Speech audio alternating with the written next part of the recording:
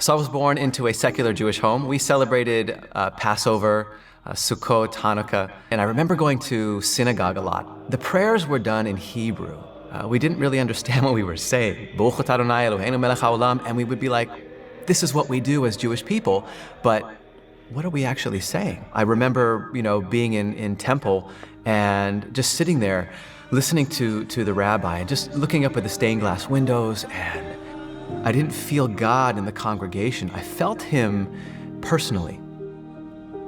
And so growing up in a Jewish family, there's a lot of pressure on success, achievement, good grades, good school, good job. And so as I left for high school and I left for college, I had to pick a major, and I went to a school for business, although all I really wanted to do was sing, dance, and do sports. But I feel that this is what I have to do. And it really tore me up. I'm not succeeding here, I'm not doing well. Not only did I feel like I was disappointing my parents, I was disappointing myself. I've had it. I'm out of here. And I left college. So that whole experience over those years of trying and effort and failing just primed me for a headfirst dive into New Age spirituality.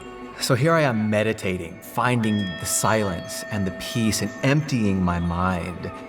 And the problem with that is that in an empty space, something's gonna come in. I would start to feel this oppression, this sense of odd control, nudging me into certain directions. Go here, go there, pick that up, turn around and walk back. And I felt like if I didn't do what that presence or that voice was telling me to do, that something bad would happen to me. I even had an outer body experience once where here I am laying on my bed, and all of a sudden I come up out of my body, I turn over, and I'm looking down upon myself, and I float away, and I come back into my body. Something was going on. What I didn't know was what side it was on. Was it from the light or from the dark? And come to find out that sure enough, it was from the dark. I was doing everything I can to put on a happy face and not let anybody know what was happening inside of me, but people knew. So my wife started noticing that I was going into depression. I remember one day, lying on the floor in my wife's arms, just bawling my eyes out. And I'm crying and I'm looking up at her and I'm saying, I'm sorry. I have no idea what I'm doing. I've spent 20 years in an effort to become more spiritual, successful, enlightened, and I have nothing to show for it. I'm empty. And to be honest, I really didn't have much strength or effort to live anymore. But I looked at my beautiful wife and I looked at my beautiful children and I said that, wow, there's no way I could take myself out of this world, even though I have no desire to live. I'm tired of pretending like I'm some sort of advanced spiritual being, when deep down inside I knew that I was broken. And I thought, what's wrong with me?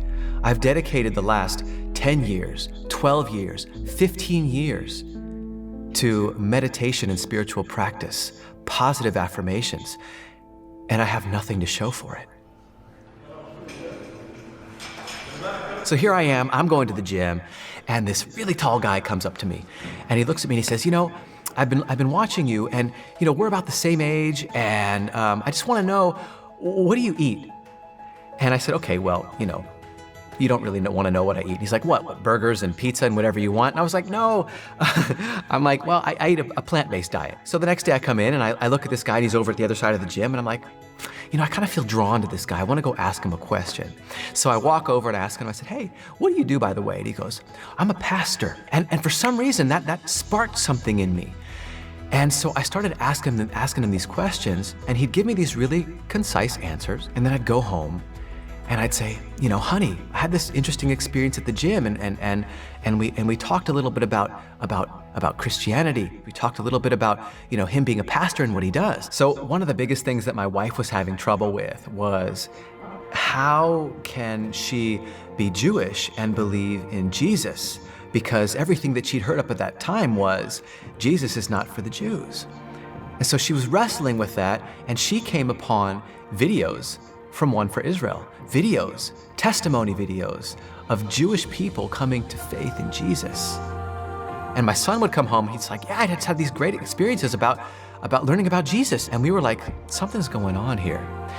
And so I went back to the gym and I saw this other guy on the other side of the gym. I was like, he has something in him that I want. He looks happy. There's a spark in him.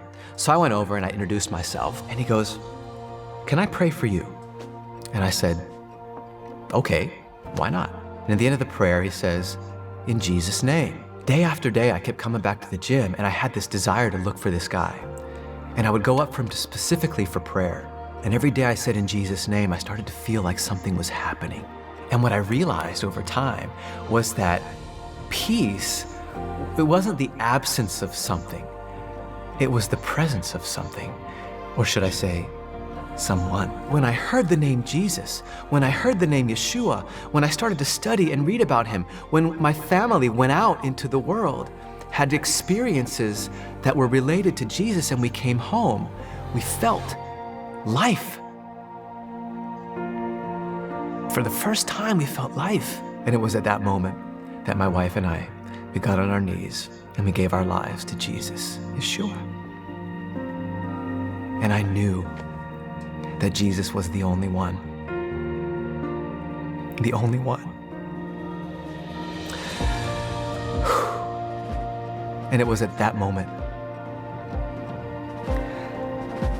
this energy went through me that I'd never felt before.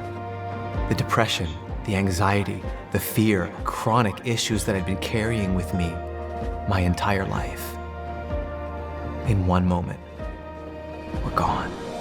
So here I am now believing in Jesus and following Jesus and, a new man. And I got to go face my parents again.